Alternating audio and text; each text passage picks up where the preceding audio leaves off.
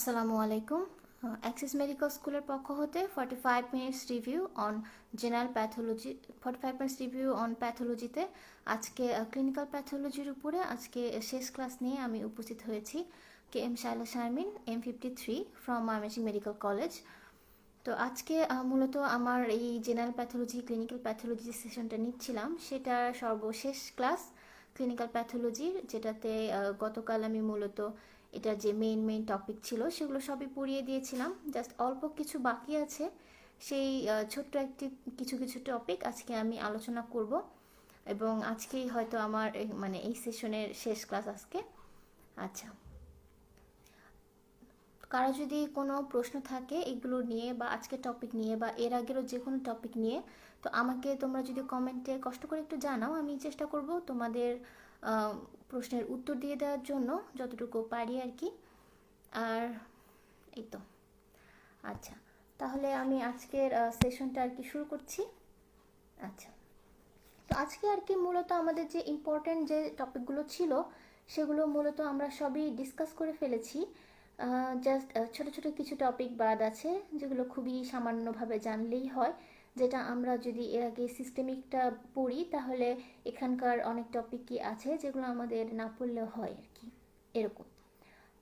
আচ্ছা, তো আমরা শুরু করছি আমাদের ক্লিনিক্যাল প্যাথোলজির হচ্ছে পার্ট 2 যেটা সেটা।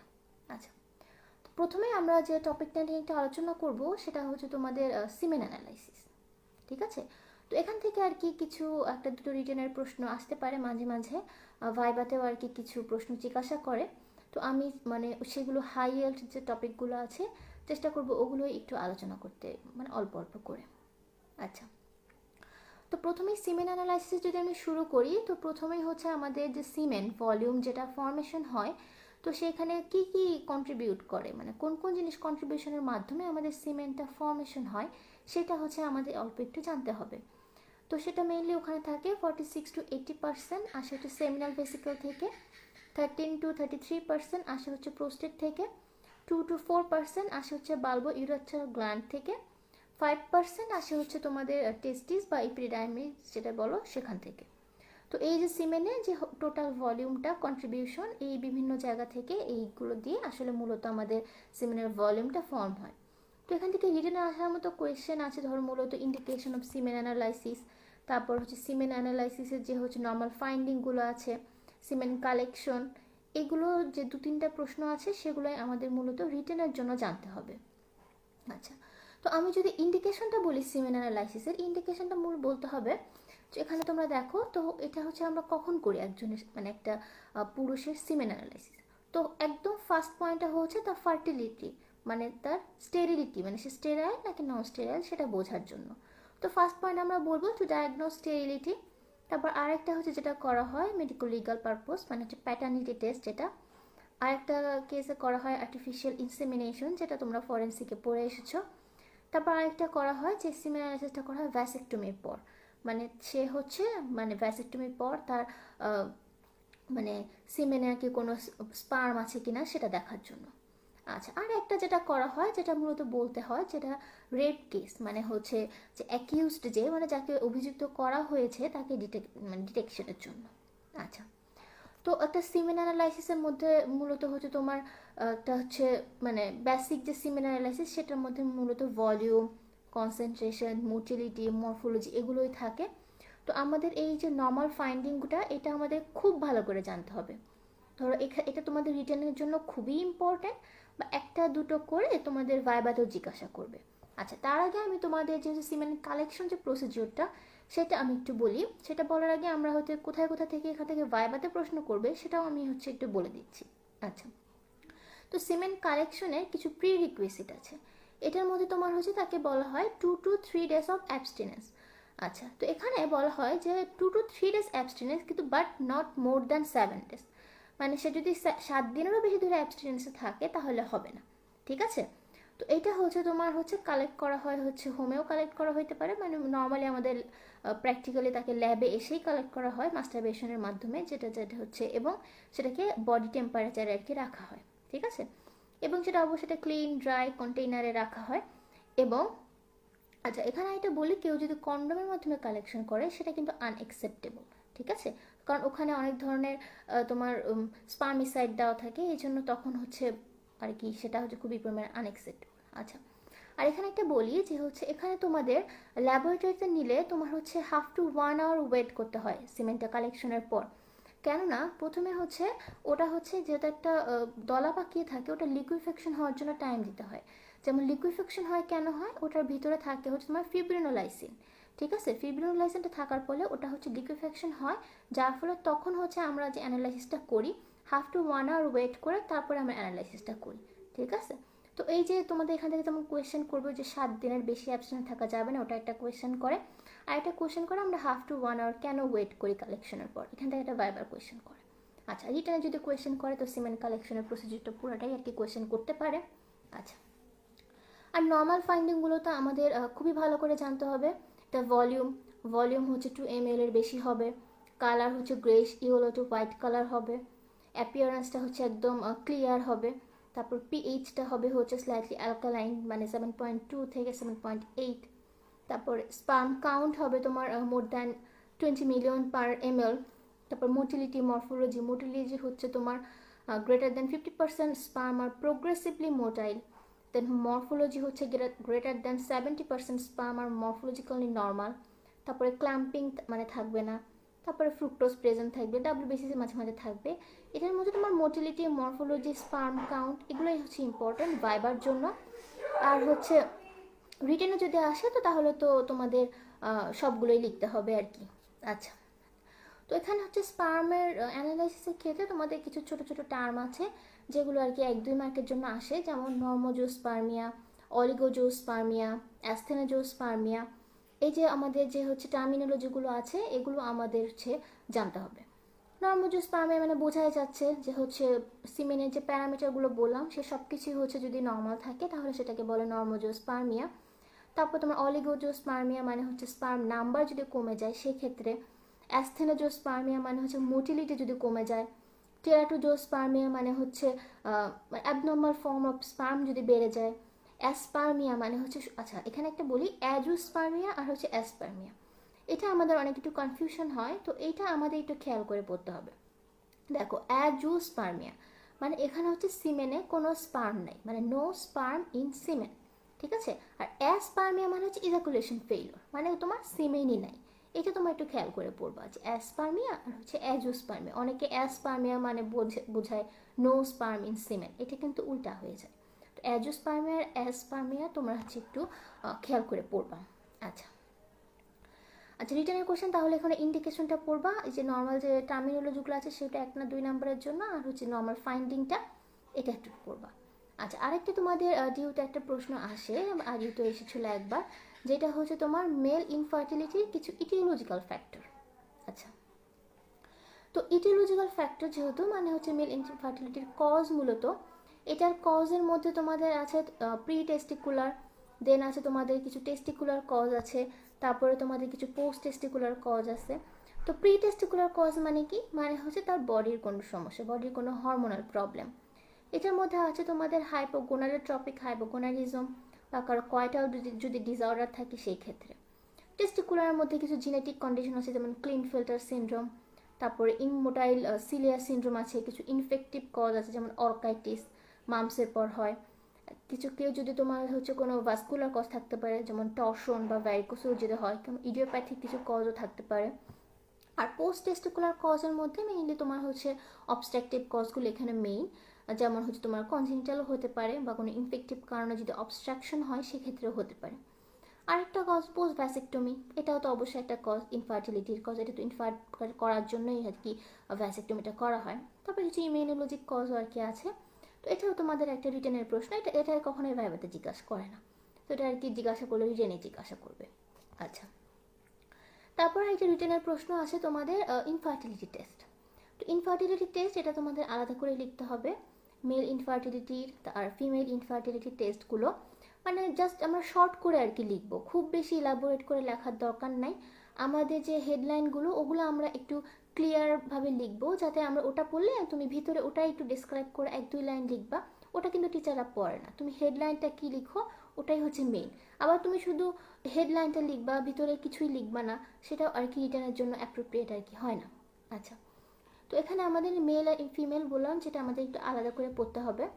যে মেলের ক্ষেত্রে আমাদের এখানে কিছু আমরা হিস্ট্রি নেব, কিছু মেডিকেল হিস্ট্রি, কিছু সেক্সুয়াল হিস্ট্রি, তার কিছু সোশ্যাল হিস্ট্রি নেব। তারপর কিছু এক্সামিনেশন আছে, যেমন জেনিটাল এক্সামিনেশন, ওটা হচ্ছে করব। তারপর কিছু ফার্টিলিটি টেস্ট মেলের জন্য, যেমন প্রথমে আমি বলে এসেছি সিমেন অ্যানালাইসিস করব। তারপরে তার যদি কোনো টেস্টোস্টেরন মানে কি হরমোন যদি কোনো ঘাটতি থাকে সেই ক্ষেত্রে সেটারও কিছু টেস্টিং করব, বা আদার মেল হরমোন টেস্টোস্টেরন যেগুলো সেগুলো।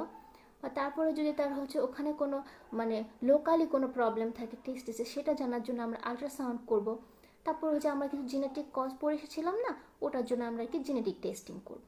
তো এগুলো ধাপে ধাপে আমরা হচ্ছে মেল ইনফার্টিলিটিটা আমরা হচ্ছে ডায়াগনোসিস করব।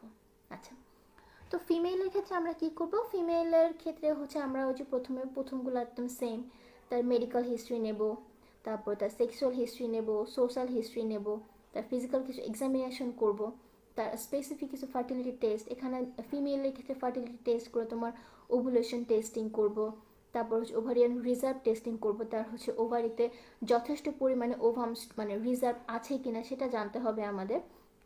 তারপর হচ্ছে আমরা কিছু তার ফিমেল কিছু হরমোন টেস্টিং করবো, পিটুইটারি হরমোন বা আদার যে রিপ্রোডাক্টিভ প্রসেসের জন্য যে হরমোনগুলো দরকার সেগুলো। তারপর এখানেও ফিমেলে কিছু আমরা ইমেজিং টেস্ট, আল্ট্রাসাউন্ড করতে পারি, হিস্টেরোস্কোপি করতে পারি, হিস্টেরোসোনোগ্রাফি করতে পারি। তো এখানে ফিমেলের ক্ষেত্রে আমরা কিছু জেনেটিক টেস্টিং করবো, যেহেতু যদি কোনো কনজেনিটাল কোনো কারণে হয় সেই জন্য। আচ্ছা, তো এটা আমাদের একটা রিটেনের প্রশ্ন গেল, এটা থেকেও তোমাদের ভাইভাতে আর কি প্রশ্ন করে না ওইভাবে। আচ্ছা, তো আরেকটি রিটার্নের প্রশ্ন আসে তোমাদের যে হচ্ছে মেন ইনফার্টিলিটির যে কারণ, আমি ওটা হচ্ছে ওখানেও বলে এসেছি, ওটাই আর কি আমরা হচ্ছে একটু ভালো করে পড়ে নিব, যেটা হচ্ছে আমাদের। আর সিমেন অ্যানালাইসিস থেকে মূলত এর বাইরে ওভাবে প্রশ্ন আসে। আচ্ছা, আরেকটা প্রশ্ন আসে যে হরমোন, যে আমরা হচ্ছে ইনফার্টিলিটি টেস্টিংয়ে মেল ফিমেলে আলাদা করে কি কি হরমোন টেস্ট করি। এটা হচ্ছে রিটেনেও আসে, মাঝে মাঝে ভাইভাতেও জিজ্ঞাসা করে যে একটা মেল পার্সনে তুমি কি কি হরমোন টেস্ট করবে। একটা বলে এসেছি টেস্টোস্টেরন, তো ওটা একটা। আর একটা করবো আমরা থাইরয়েড হরমোন, আর একটা করবো হচ্ছে প্রোল্যাকটিন হরমোন। ঠিক আছে।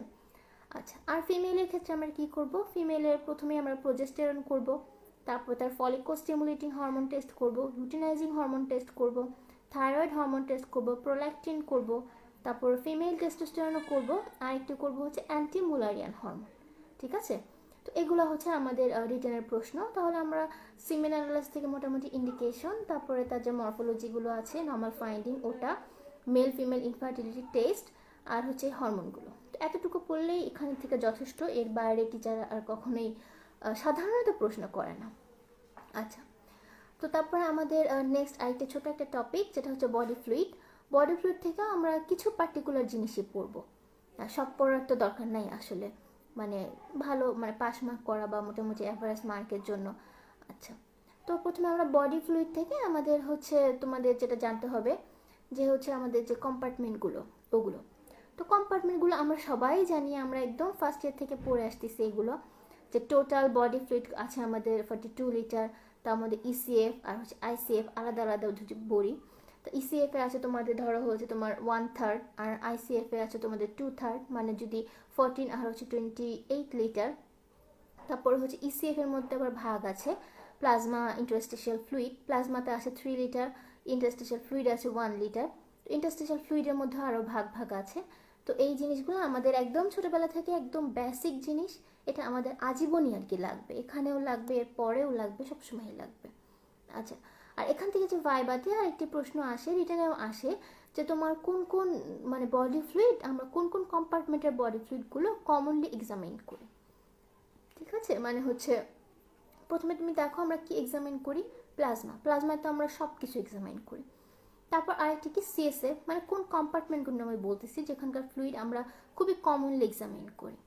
তো বললাম plasma, CSF, then pleural fluid, then peritoneal fluid, synovial fluid, pericardial fluid, amniotic fluid, তারপর সিমেন, ওগুলো আমাদের জাস্ট কোন কোন কম্পার্টমেন্টের ফ্লুইডগুলো আমরা কমনলি এক্সামাইন করি সেগুলো।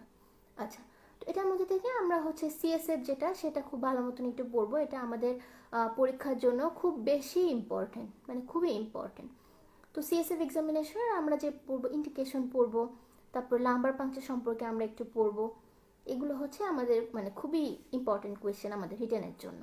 আচ্ছা, তো আমরা যখন সিএসএফ এক্সামিনেশনের ইন্ডিকেশনটা বলবো, তো ইন্ডিকেশনটা আমরা একটু ভাগ করে বলবো। একটা বলবো ডায়াগনস্টিক পারপাসে, একটা বলবো আমরা থেরাপিউটিক পারপাস, আর একটি বলবো আমরা প্রগনোস্টিক পারপাসে। তো আমি যদি ডায়াগনস্টিক পারপাসে বলি, তো ডায়াগনস্টিক পারপাস প্রথমেই হচ্ছে আমাদের ইনফেকশন। তো ইনফেকশনের মধ্যে আমাদের আছে মেনিনজাইটিস, এনকেফালাইটিস, এটা খুবই ইম্পর্টেন্ট দুটো জিনিস।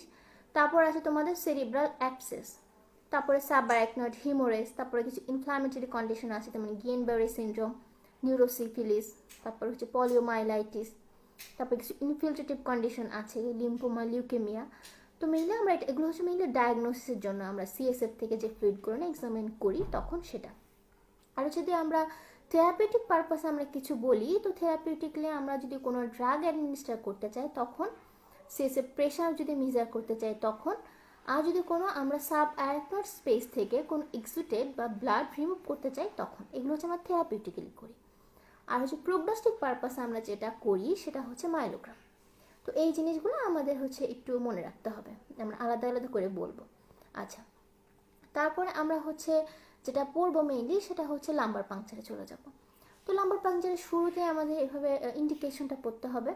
এটা আমরা ইন্ডিকেশন ভাগ ভাগ করে বলবো, ডায়াগনস্টিক পারপাস, থেরাপিউটিক পারপাস। তো আমরা হচ্ছে সিএসএফ যে বললাম মানে ইন্ডিকেশন, ওগুলাই মূলত আমাদের এখানকারও ইন্ডিকেশন, তখনই তো আমরা লাম্বার পাংচারটা করি। ওগুলো আমি যেগুলো ডায়াগনস্টিক পারপাস ওখানে বললাম সেম সেম ওগুলো এখানেও বলে দিবা, মেনিনজাইটিস, এনকেফালাইটিস, সেরিব্রাল অ্যাবসেস যেগুলো আছে সেগুলো। আর থেরাপিউটিক পারপাসে আমরা প্রথমে এক নম্বরে বলবো স্পাইনাল অ্যানাস্থেসিয়া, কারণ এটা আমাদের অনেক বেশি ইম্পর্টেন্ট। আর কিছু ড্রাগ অ্যাডমিনিস্টার যেটা আমি বলে এসেছি ওগুলো তো বলবোই। আচ্ছা, তারপর হচ্ছে আমার লাম্বার পাংচার ইন্ডিকেশনটা বললাম, এখন আমি একটু কন্ট্রা ইন্ডিকেশনটা বলি। কন্ট্রা ইন্ডিকেশনে হচ্ছে এক নম্বর কন্ট্রা ইন্ডিকেশন হচ্ছে রেস্ট ইন্ট্রাক্রানিয়াল প্রেশার, বাট এটা কিন্তু হাইলি কন্ট্রা ইন্ডিকেটেড লাম্বার পাংচারের জন্য, কারণ এর কারণে তোমার হচ্ছে কি হয় মানে তোমার ব্রেন স্টেম হার্নিয়েশন হয়, যেটা খুবই লাইফ থ্রেটেনিং মানে পেশেন্টের জন্য।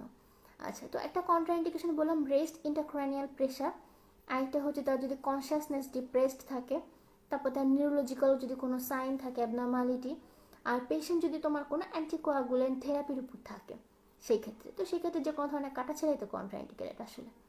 তো এই কন্ট্রা ইন্ডিকেশনগুলো আমাদের জানতে হবে, আর জানতে হবে লাম্বার পাংচারের কমপ্লিকেশন আর হচ্ছে তোমার লাম্বার পাংচারটা কীভাবে করে।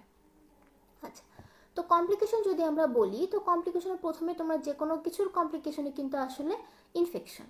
তো লাম্বার পাংচারের শুরুতে তোমরা ইনফেকশনটা বলবা, তারপর ওই যে আরেকটা বললাম যেটা হচ্ছে যদি প্রেশার বেশি থাকে তখন যদি আমরা লাম্বার পাংচার করি তখন হয় হচ্ছে ব্রেন স্টেম হার্নিয়েশনটা হয়।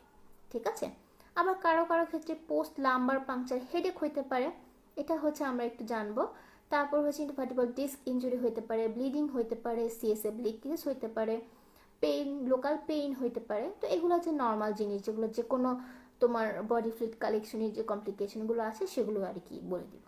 আচ্ছা, তারপর তোমাদের ভাইবার একটা ইম্পর্টেন্ট কোয়েশ্চেন হচ্ছে মেথড অফ লাম্বার পাংচার, কোথায় কোথায় থেকে আমরা সিএসএফটা কালেক্ট করি।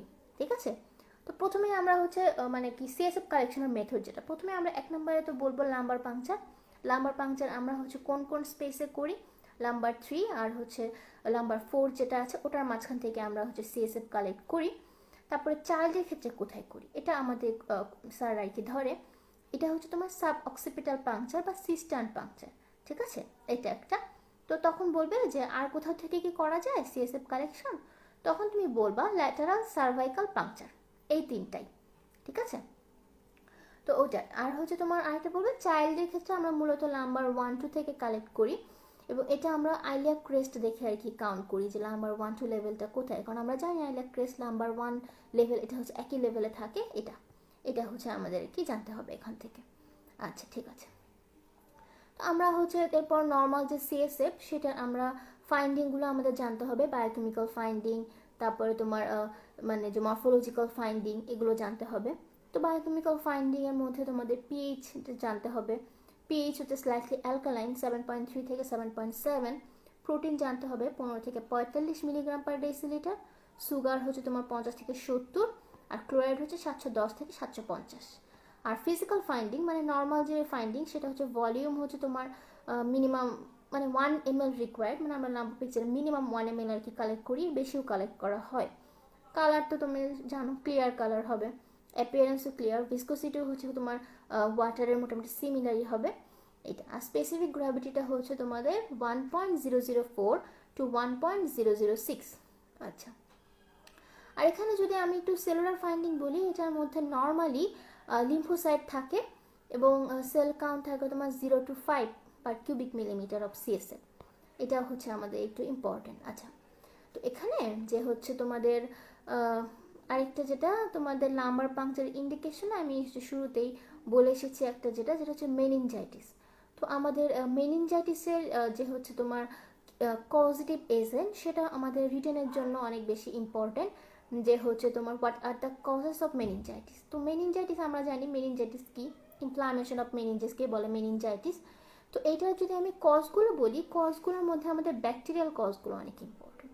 এবং ব্যাকটেরিয়াল কজটা আমরা এজ গ্রুপ ভাগ করে বলি, তো যেমন ফার্স্ট 6 উইক, তারপরে 6 উইক টু 6 ইয়ার্স, তারপরে ওল্ডার চাইল্ড অ্যান্ড অ্যাডাল্ট, এটা আলাদা আলাদা করে বলতে হবে।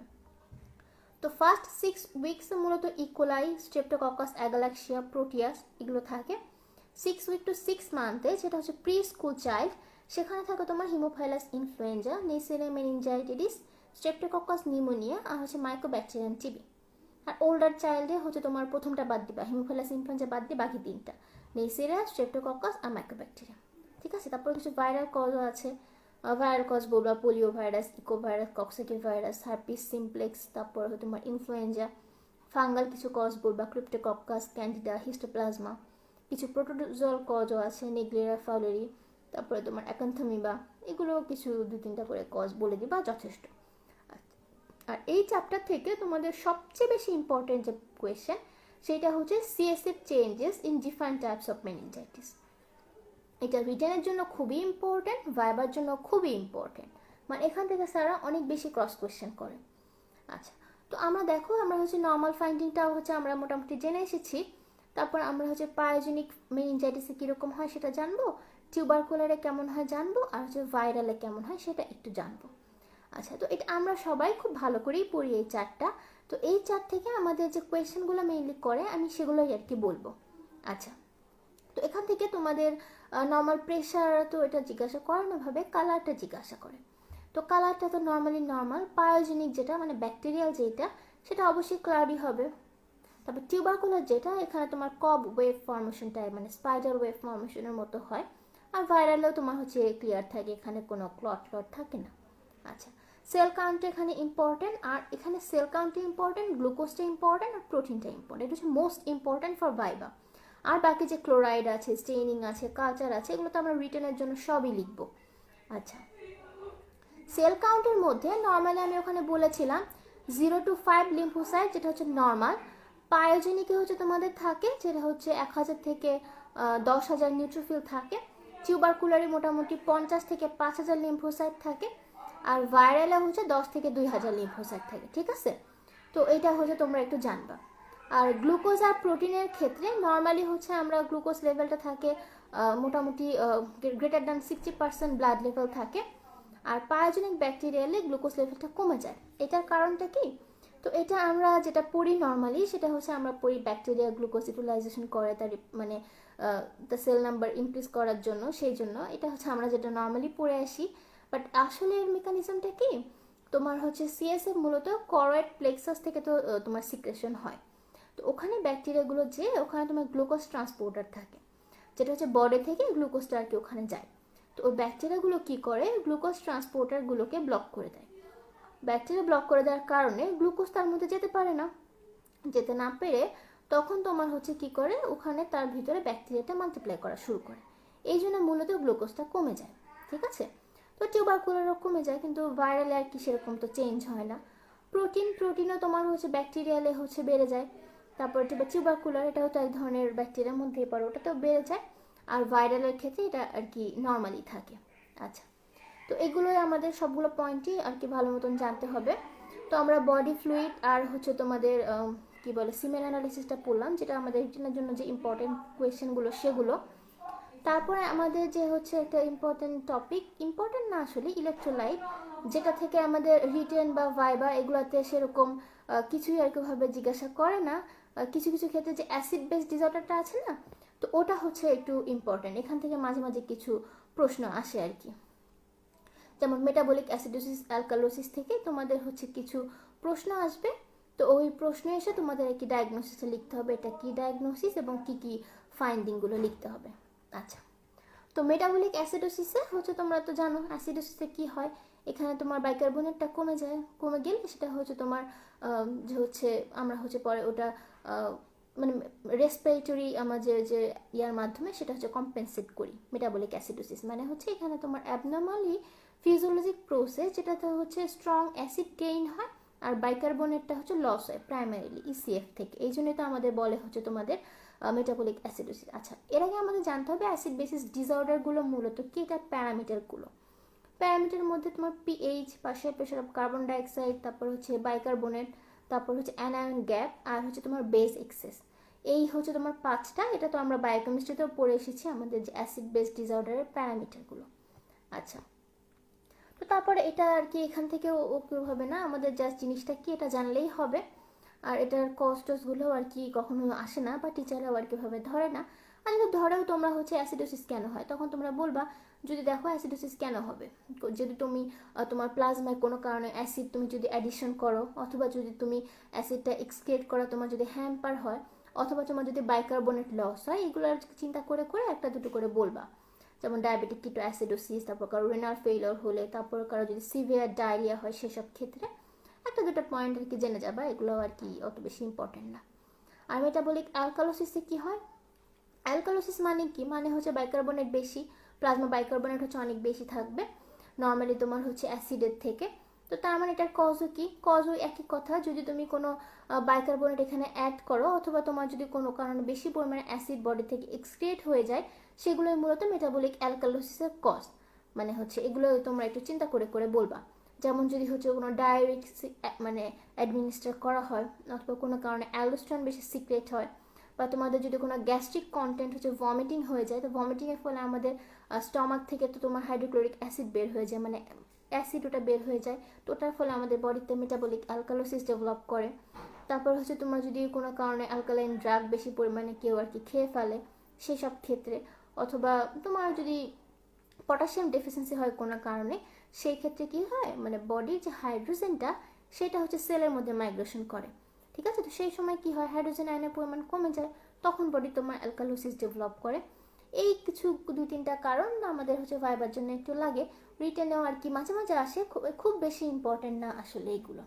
আচ্ছা, তো তারপর রেসপিরেটরি অ্যাসিডোসিস অ্যালকালোসিস মূলত ইম্পর্টেন্ট নাই, যে যেটা বললাম মাঝে মাঝে এখান থেকে একটা প্রশ্ন আসে, যে প্রশ্ন থেকে তোমাদের জাস্ট ডায়াগনোসিসটা আর কি লিখতে হয়, সেই সব জন্যই আর কি, যে জিনিসটা কি তোমরা সেটাই জেনে রাখবা, ঠিক আছে।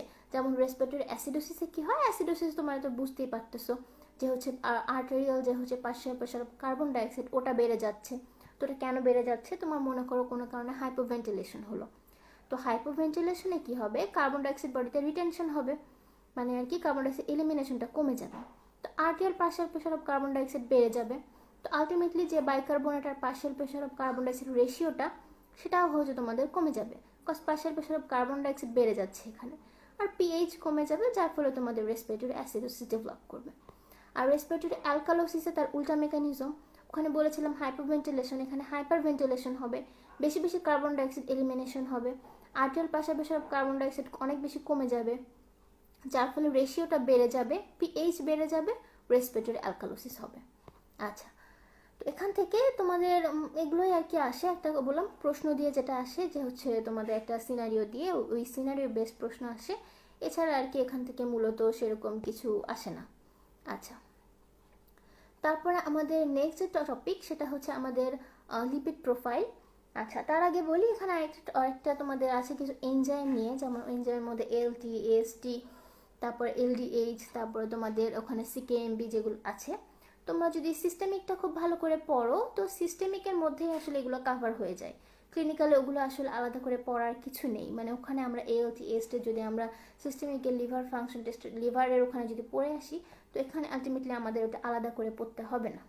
আচ্ছা, তো আরেকটা যেটা টপিক আমাদের এখানে লিপিড প্রোফাইল, এখান থেকে আমাদের একটা বা দুটো প্রশ্ন মতন জানতে হবে, এর বেশি আমাদের জানার কোনোই দরকার নাই। এগুলো আর কি কখনোই আর কি ভাবে টিচাররা ধরে না ভাইবাতে, কজ আরও অনেক ইম্পর্টেন্ট টপিক আছে আর কি। তো লিপিড প্রোফাইলের শুরুতে আমাদের লিপিড প্রোফাইল এটা হচ্ছে আমাদের কি, এই টার্মটা বলতে কি বুঝো এটা হচ্ছে জানতে হবে। এটা হচ্ছে তোমাদের, এটা হচ্ছে group of laboratory test done to assess lipid status of an individual and to evaluate risk factors for atherosclerosis and coronary artery disease. ঠিক আছে, তো এটা তুমি দেখো আমি কিছু পার্ট ভাগ করে বলেছি, যেখানে হচ্ছে আমাদের একটা ইন্ডিভিজুয়ালের লিপিড স্ট্যাটাসটা অ্যাসেস করব। ঠিক আছে, কিসের জন্য অ্যাসেস করব, তার কোনো আথারোস্ক্লেরোসিস অথবা করোনারি আর্টারি ডিজিজের রিস্ক ফ্যাক্টর ইভালুয়েট করার জন্য। তো এটার প্যারামিটারগুলো কি কি? প্যারামিটারগুলো হচ্ছে তোমার total cholesterol, triacyl glycerol, LDL cholesterol আর হচ্ছে এইচডিএল কোলেস্টেরল, আর এগুলোর তোমার নর্মাল যে ভ্যালুটা সেটাই জানতে হবে।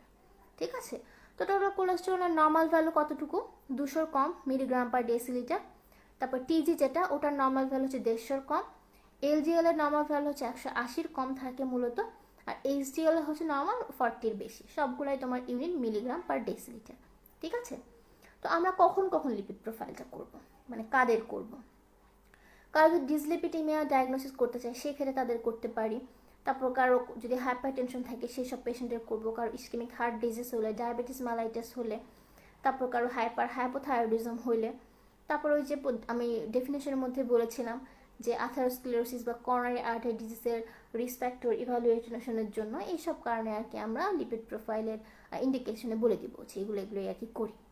আচ্ছা আচ্ছা, আর আরেকটা এখান থেকে আমাদের ভাইবার জন্য যেটা জানতে হবে, এখানে 4টা প্যারামিটারের মধ্যে টিজি লেভেল আর হচ্ছে এলডিএল লেভেলটা হচ্ছে ডায়েটের হচ্ছে ভ্যারি করে, মানে আমাদের খাবার দাবারের সাথে অনেক বেশি সম্পর্কিত এগুলো। তো এইগুলো হচ্ছে তোমার, এই দুটো হচ্ছে তোমার ফাস্টিং স্টেটে আর কি এক্সামিনেশনটা, ল্যাব যে ডায়াগনোসিসটা করা হয় ওটা করা হয়, মানে ফাস্টিংয়ে করা হয়। আচ্ছা আচ্ছা, তো এখান থেকে লিপিড প্রোফাইলের মধ্যে থেকে একটা কমন ভাইবার কোয়েশ্চেন হচ্ছে তোমার কোনটা হচ্ছে বেটার, মানে কোনটা ইভালুয়েট করা বেটার এবং কোনটা কারেক্ট করা বেটার, এবং আমরা সচরাচর কোনটা করি। তো আমরা সচরাচর টিজি যে ভ্যালুটা আছে ট্রাইসাইল গ্লিসারল, এটা হচ্ছে আমরা সচরাচর করি, কারণ এটা হচ্ছে একটা মেজর ট্রিটেবল রিস্ক ফ্যাক্টর, মানে এটা যদি আমরা অ্যাসেস করি যেটা তার বেশি, তো এটাকে আমরা অনেক ভালো মতন ট্রিট করতে পারবো।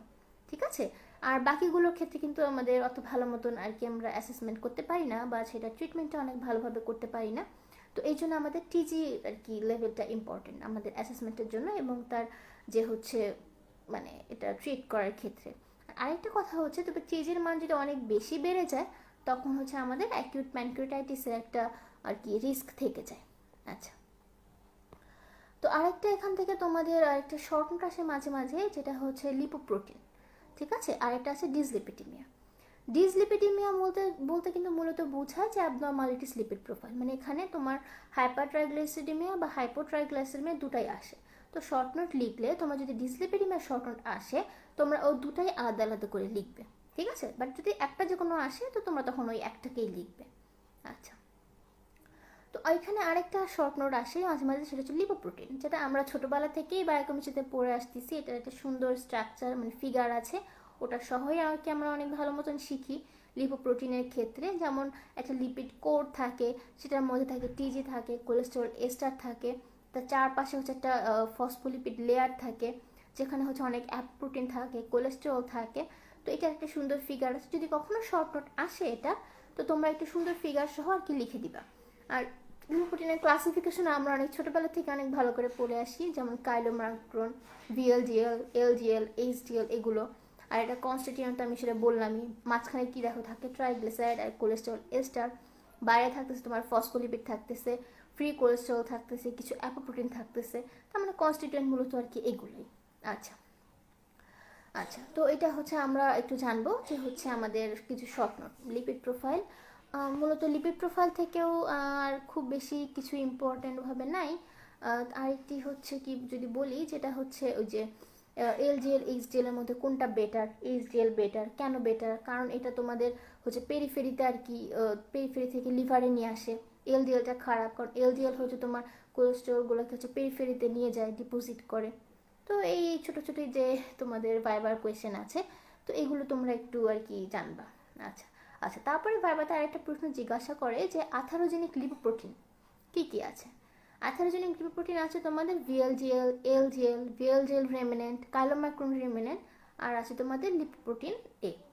আচ্ছা, তো এগুলোই মূলত ভাইবাতে জিজ্ঞাসা করে, এর বেশি কিছু ভাবে আসলে জিজ্ঞাসা করে না লিপিড প্রোফাইল থেকে, বা রিটেনে আসার মতো এখানে 1-2টা প্রশ্নের বেশি আসলে সেরকম কিছু নাই। আর বাকি তো আমরা সবই জানি, অনেকবার অনেক ছোটোবেলা থেকে আর কি পড়ে আসতেছি ওগুলো, তো ওগুলো নিয়ে আসলে এত বেশি ডিসকাস করার আসলে দরকার নেই। আচ্ছা, তো আমাদের আজকের মোটামুটি আমরা শেষের দিকেই, আর এখান থেকে আরেকটা আমরা যে জিনিস জানবো সেটা হচ্ছে প্রেগনেন্সি টেস্ট। এটা হচ্ছে মাঝে মাঝে এটা রিটার্নে আসে বা ভাইবাতে এখান থেকে কিছু জিজ্ঞাসা করে। তো প্রেগনেন্সি টেস্ট হচ্ছে এটা হচ্ছে মানে কি, বা এটার ইন্ডিকেশন কি, বা এটা তোমাদের হচ্ছে তোমাদের যে মেথডগুলো আছে সেগুলো কি। তো এটা মূলত ব্লাড অথবা ইউরিনে আমরা যে এইসিজি মানে হিউম্যান কোরিয়নিক গোনাডোট্রপিন যে হচ্ছে হরমোনটা, সেটা ডিটেক্ট করার যে প্রসেস, মানে সেটা যে ডিটেক্ট করি সেটাই হচ্ছে তোমার প্রেগনেন্সি টেস্ট। আচ্ছা, তো এটার ইন্ডিকেশন কি? ইন্ডিকেশন হচ্ছে তোমাদের প্রথমে 1 নম্বরেই বলবা আর্লি স্টেজে প্রেগনেন্সি ডিটেক্ট করার জন্য, ঠিক আছে। তারপর আরেকটা বলবা যে হচ্ছে ফিটাসটা ডেড কিনা সেটা ডিটেক্ট করার জন্য, বা একটপিক কিনা সেই ক্ষেত্রে। তারপর কারো যদি হাইড্রেটিফর্ম মোল বা কোরিওকার্সিনোমা হয়, এটা তোমরা গাড়িতে পড়বা, এই দুটো টপিক। তো এটা ডায়াগনোসিস ক্ষেত্রে করা হয়। আর সিউরোসিস্ট একটা আছে, ওটা ডায়াগনোসিসের জন্য আর কি করা হয়। তো আর এটা যদি আমি মেথডের কথা বলি, তো মেথডের মধ্যে আছে তোমার কিছু মডার্ন মেথড আছে, কিছু বায়োলজিক্যাল মেথড আছে। তো মডার্ন মেথডের মধ্যে তোমরা বলবা immunoassay without radioisotope, আর এটা বলবা immunoassay with radioisotope, ঠিক আছে।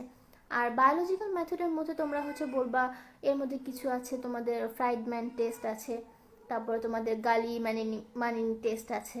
তো এই 1-2টা আর কি নামটা আর কি জানবা। আর যেহেতু এটা ভাইবাতে জিজ্ঞাসা করো না, রিটার্নে যদি আসে শর্ট নোট, তোমরা হচ্ছে প্রেগনেন্সি টেস্ট একটু ডেফিনেশনটা একটু লিখবা, একটু ইন্ডিকেশন কয়েকটা লিখবা, এটা ডিটেকশনের জন্য কয়েকটা মেথড লিখবা, ঠিক আছে। তো এর বেশি কিছু আর কি তোমাদের এখান থেকে আর কি জানার কোনো দরকার নেই।